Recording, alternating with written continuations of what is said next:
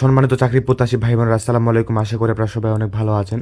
তো এখানে দেখতে পাচ্ছেন যে বাংলাদেশ সমাজসেবা অধিদপ্তরে এখানে মোট 52টি পদে 1485 জন নিয়োগ দেবে। তো এই নিয়োগে আপনার শিক্ষা যোগ্যতা অভিজ্ঞতা কী কী থাকতে হবে তা সম্পূর্ণ এই ভিডিওতে আলোচনা করা হবে এবং ভিডিও শেষে বলে দেওয়া হবে আপনি কীভাবে এখানে আবেদন করবেন এবং আবেদন করতে আপনার কত টাকা খরচা হবে এভরিথিং। তো চলুন আর বেশি কথা না বাড়িয়ে ভিডিওটি শুরু করা যাক।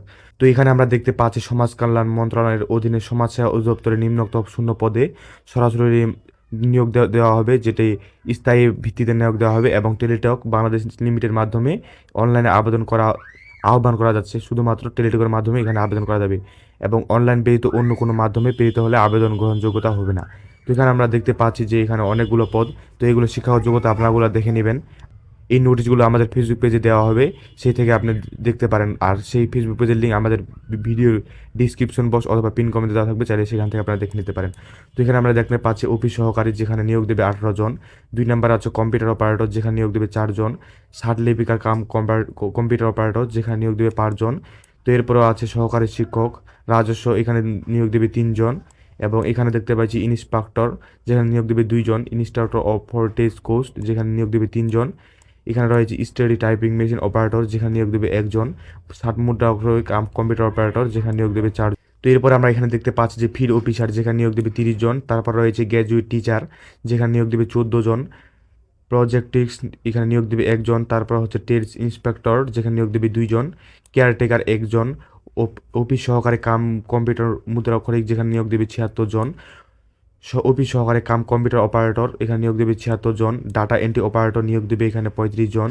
হিসাব সহকারী 8 জন। হিসাব সহকারী এখানে রয়েছে, এটা হচ্ছে 11 জন এখানে নিয়োগ দেবে। তারপরে রয়েছে স্টোর কিপার, এখানে নিয়োগ দেবে 4 জন। টেলিফোন অপারেটর, যেখানে নিয়োগ দেবে 1 জন।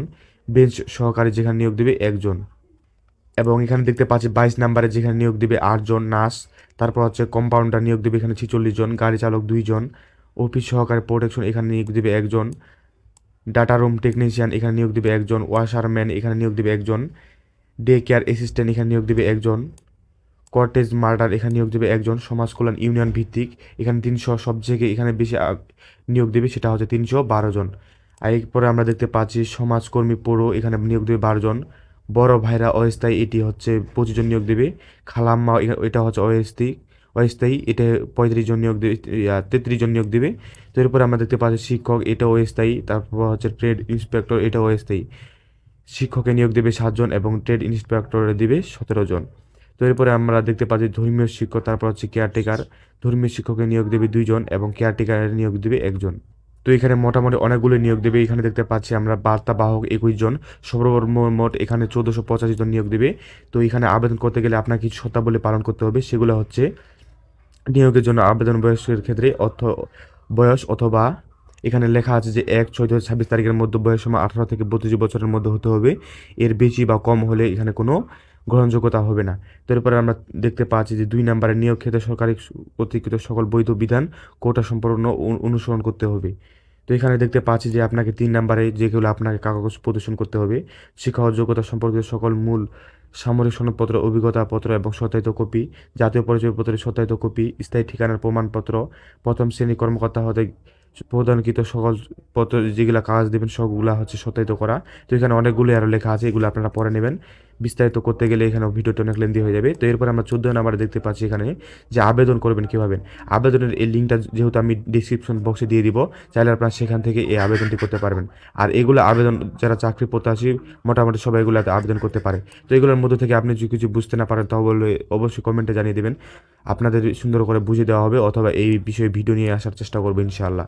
তো এই নিয়োগ বিজ্ঞপ্তিটি সবগুলো নোটিশ আমাদের ফেসবুক পেজের পিন কমেন্টে পেয়ে যাবেন, এই ভিডিওর পিন কমেন্টে, অথবা আমাদের এই ভিডিওর ডেসক্রিপশন বক্স অথবা পিন কমেন্টে ফেসবুক পেজের লিঙ্ক দেওয়া থাকবে, চাইলে আপনারা সেখান থেকে ভিজিট করতে পারেন।